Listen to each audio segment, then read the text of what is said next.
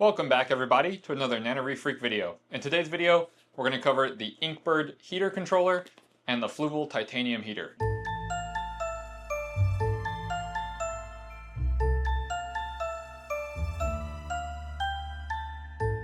So this heater is a 100 watt from Fluval. It's solid titanium, so it won't break like glass will, and it'll be extremely durable in our saltwater aquarium here. This heater does have a controller in it. It will turn off once the temperature reaches the set temperature, which you can set from 66 all the way up to 86. And it will try and turn on within a couple degrees of that temperature and turn off within a couple degrees. It should be fairly accurate, but the Inkbird is going to be much more accurate and going to be much better at controlling our aquarium temperature. It'll also act as a second failsafe. If that heater were to fail, then the Inkbird will prevent the heater from overheating and killing the tank. The Inkbird will also be able to give you your temperature remotely through the internet, so you'll be able to check your tank's temperature at any time. If you're on vacation, no big deal. Pull up your Inkbird app and see what temperature your aquarium's running at. So as I said, I did choose the 100 watt version of the Fluval heater.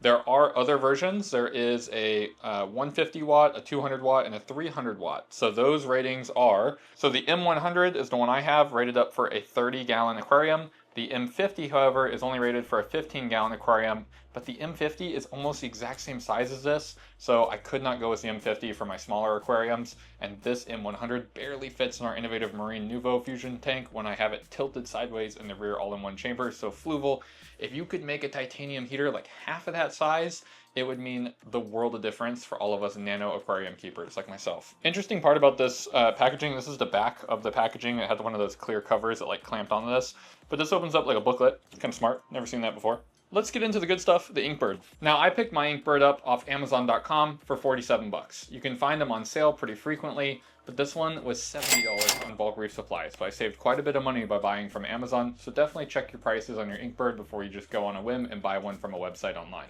With the Inkbird packaging, you're going to get a little manual. You're also going to get the Inkbird front and center. So the particular Inkbird that I went with has two sensor probes. So there's two probes on here that's going to determine the temperature of your aquarium.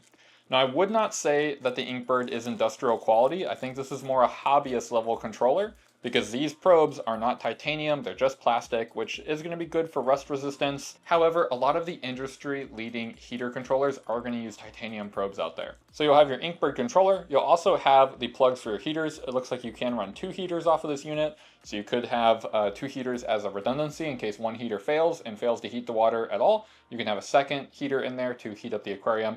If you're going to go with two heaters, you could either take the approach of having two slightly smaller heaters or two larger heaters, depending on where you live. So if you live in a place that's really cold, you might want two larger heaters. That way one heater can handle the whole aquarium in the event that one fails. If you live in a really hot place like I do, you probably want two smaller heaters. That way, if one fails, it only has to heat the aquarium up 1 or 2 more degrees, because where I live, all my tanks run about 76. Really, I'm only using heaters to control the water temperature to keep it steady. So there are going to be a couple cold months in Florida, so these heaters are going to help with that. But these heaters are mainly going to help with the consistency of my reef tank, keeping the temperature the same as frequently as possible.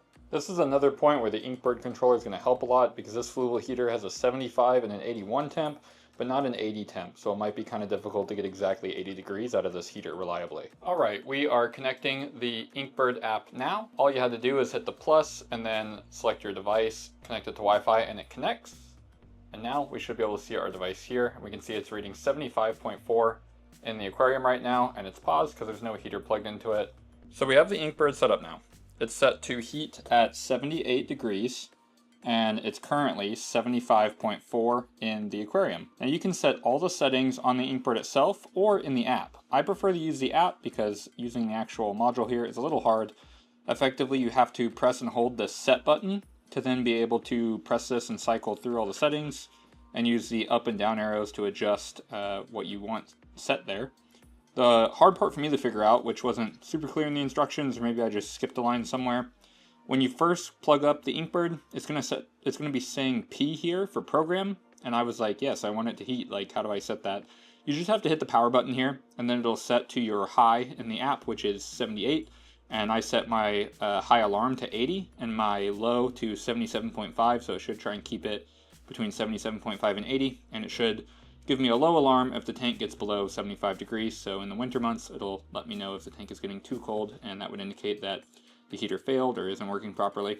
And we can see right now it's working and it's heating. It's also connected to the Wi-Fi. So let me go and show you guys the app, and I'll show you the rest of the configuration here. And that is going to bring us to this screen. While we're on this screen, we can see that it is currently 75.5 degrees in the aquarium, and it's heating. This will say paused if it's on the P, and then it will also show you the graph of your temperature here, which is kind of cool. So we don't have anything because we just set this bad boy up. You can also see our temperature probe 1 and temperature probe 2 are set to 77.5 and 80. I might have to change this down to like 76 or 77. I don't know if it's going to be accurate enough within a 77.5 or 78. And that might turn the heater on and off too many times. Like maybe it'd be better to have it set to like 77 and 78.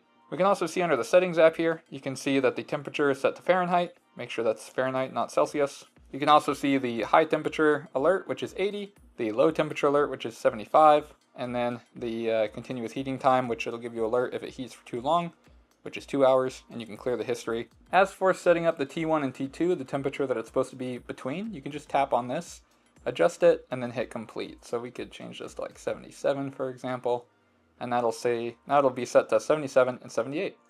So that is all the Inkbird settings there, guys. You can also turn the unit on and off there, which is pretty cool. For anyone that was curious, this is what the rear of the tank looks like. So we have the Inkbird T1 there, and then on the other side of the tank, we have the Inkbird T2, and then we have the return pump in the center, and our heater is right here. This is a pretty small aquarium, the Innovative Marine Fusion Lagoon 25. Say that 5 times fast, but the heater really only fits in this chamber here, the second chamber. I guess I might be able to put it in the first chamber, possibly, but I do prefer to have my filter caddies there. So the only problem potentially could be having sensor 1 so close to this.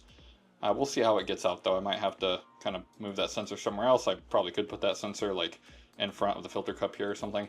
And the fluval heater is all the way down in there, and it does have a little light, a little blue light, I think, to tell you if it's on or off. And that's one thing to watch out for, by the way. The probes do seem to just pop off. These suction cups are pretty bad with the Inkbird. So I am going to actually zip tie these cables over to my Kessel like I did with the heater cable. And that way these probes won't have the pressure, like the tension, pulling them out of the tank like that. Other than that, guys, this is working pretty good so far. I'll do an update in a couple weeks or months and let you know how it's getting along. Thanks for watching so much, and please like and subscribe. Have a great rest of your day.